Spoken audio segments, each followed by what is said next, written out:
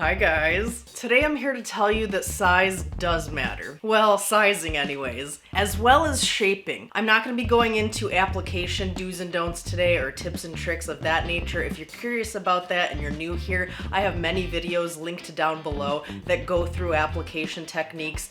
It pretty much boils down to using the Kiss PowerFlex nail glue paired with pretty much any press-on nail, and boom, you have nails for 2 weeks at least. But that's not today's video. Today we're talking about shaping and sizing techniques that make these press-on nails look pro. And as always, please leave your comments below with your tips and tricks. I love reading everyone's tips in the comments of all my ImPress nail videos because you guys are also knowledgeable as well, and I think that as a community we can really up our game with these press-on nails. Also, if there's anything in this video that I say is a don't or is a mistake but you think it looks good, keep doing it. But if you have a similar aesthetic to me or you have similar preferences, then I think you're gonna enjoy this video. I prefer my nails to have that tapered effect. I want them to look sleek and give that vibe of, did she go to the salon? Did she not go to the salon?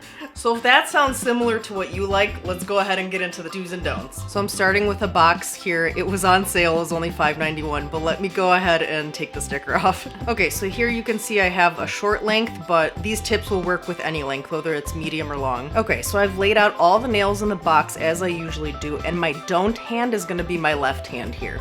And I always start sizing from the pinky and then working my way right towards my thumb.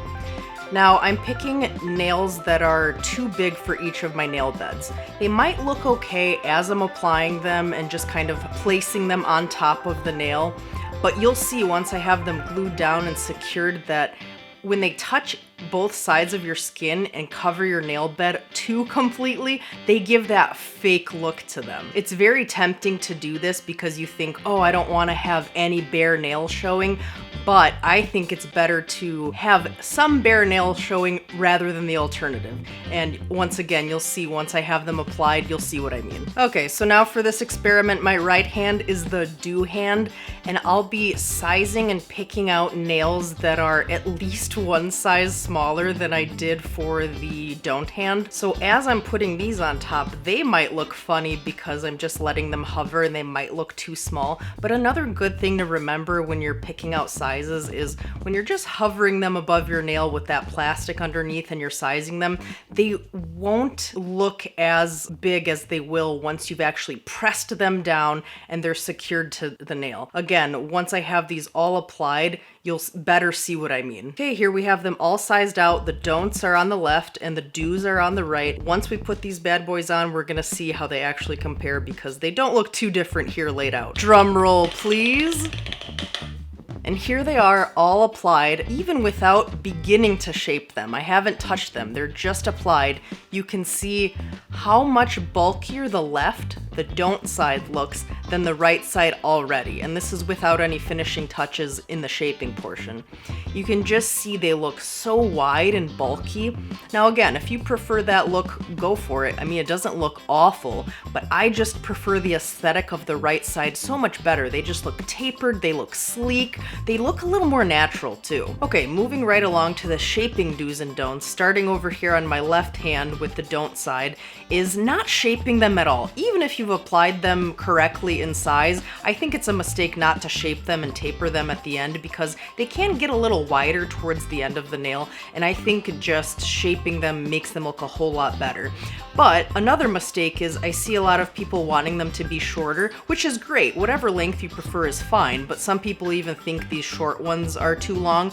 So I think another mistake is cutting them down, and I'll show you the finished product of them all cut down, plus not shaped after that. I think it looks even worse. And here they are all cut down, and now you can see just how bulky and blocky they look. They don't have as much of a wide end as they did before, but they look very blocky and unnatural. What I think you should do once you've applied the proper sizes is shape them down, and what I mean by that is taking your nail file on each side and just kind of filing it at an angle just to give a slightly tapered effect, And of course there are some edges from the production of the nails that you can file down at the end of the nail, but mainly just taking that nail file and just narrowing down the tip just a bit. I think it helps a ton. It takes basically no time, and just doing that to each of the nails. I'll show you the finished product here. They looked fine before, but this is just gonna take them to that next level. So here they are filed to a taper, and you can see they just have a nice sleeker shape, and in my opinion they just look almost professional. So let me know what you think. Does this side look better? And here are the two finished products compared. The tapered filed down on the right, and then the cut blunt ones on the left here. And then just to show you under some better lighting, again, here's the don't side, and then here's the do side in comparison, if that helps even further. All right guys, those are my shaping and sizing tips and tricks, do's and don'ts. Let me know what you think in the comments below. Subscribe to help a small YouTuber with a handful of wonky nails applied, and until next time, off I go. Very clever. Off you go.